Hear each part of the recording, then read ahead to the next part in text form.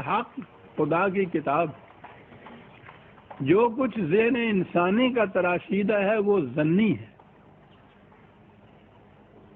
ظن جب حق کے مقابل میں آئے گا تو کچھ فائدہ نہیں دے گا۔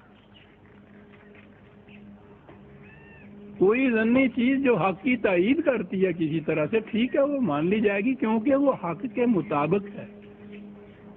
اگر وہ حق کے خلاف ہے تو اس کو آپ کتنا ہی بڑا مقدس کیوں نہ تصریف کر لیں، وہ مسترد کی جائے گی، حق کے سامنے وہ نہیں ٹھہر سکتی۔ تو معیار جو ہے بس یہ یاد رکھیے کہ دین میں، اسلام میں معیار جو ہے حق اور باطل کا، غلط اور صحیح کا، وہ خدا کی کتاب ہے۔ الحق یہی ہے۔ بات لمبی چلی جائے گی، اور میرے خلاف جو وہ اتنا تمہاد باندھا ہوا پروپیگنڈے کا اور مخالفتوں کا، انکار حدیث ہے، انکار سنت ہے، وہ نہ ان کا انکار ہے، انکار اس چیز کا ہے کہ حق کے مقابلے میں جب ظن آئے گا تو غالب حق رہے گا، معیار حق ہوگا، وہ ظن نہیں ہوگا۔ ظن کو پرکھنا ہوگا کہ حق کے مطابق ہے یا نہیں۔ حدیث کے متعلق میں نے کبھی درس میں یہ بات سے نہیں چھیڑی، اس کے ظنی ہونے کا تو ان میں سے ہر ایک کو خود اقرار ہے۔ کوئی حدیث بھی جب یہ بیان کرے، خواہ وہ بخاری اور مسلم کی بھی کیوں نہ ہو،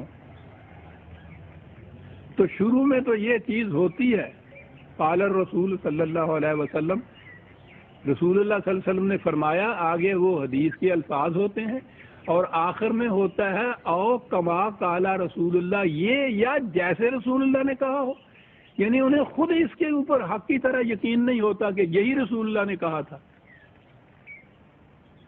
خود ہر حدیث کے نصات یہ لگاتے ہیں۔ قرآن کی آیت کے متعلق تو کبھی نہیں کہتے کہ قال اللہ تعالیٰ، پھر قرآن کی آیت اور آخر میں کہیں او کما قال اللہ تعالیٰ، یا جیسے خدا نے کہا ہو۔ یہ ہے حق۔ یقین کے ساتھ یہ کہنا کہ جب کہا کہ خدا نے یہ کہا ہے تو خدا نے کہا ہے یقینی طور پہ اوپر، کیونکہ کتاب میں ہے۔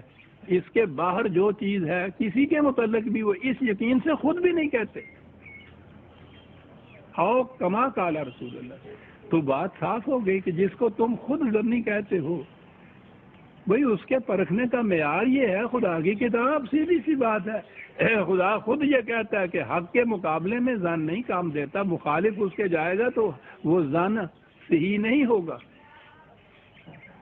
حق کے مطابق ہوگا، صحیح تسلیم کر دیا جائے گا۔ اس کے خلاف ہوگا، ہم کہیں گے کہ یہ ظن ہے، حق اپنی جگہ پر اٹل ہے، غیر متبدل ہے، وہ نہیں اپنی جگہ سے ہل سکتا، اسے اس کے مطابق ہونا چاہیے۔ تو دنیا میں کوئی عقیدہ، کوئی انکشاف، کچھ بھی آئے عزیزان من، قرآن ماننے والے کے لیے تو یہ فرض عائد اس پہ ہوتا ہے کہ وہ دیکھے کہ اگر وہ قرآن کی حقیقت کے مطابق ہے تو اسے وہ صحیح تسلیم کرے گا، اس کے خلاف ہے تو وہ کہے گا کہ نہیں، میں نہیں ابھی مان سکتا۔ یہ ظن ہے، قرآن حق ہے، حق کے بالمقابل ظن نہیں کبھی آ سکتا، اس کے خلاف کبھی نہیں جا سکتا۔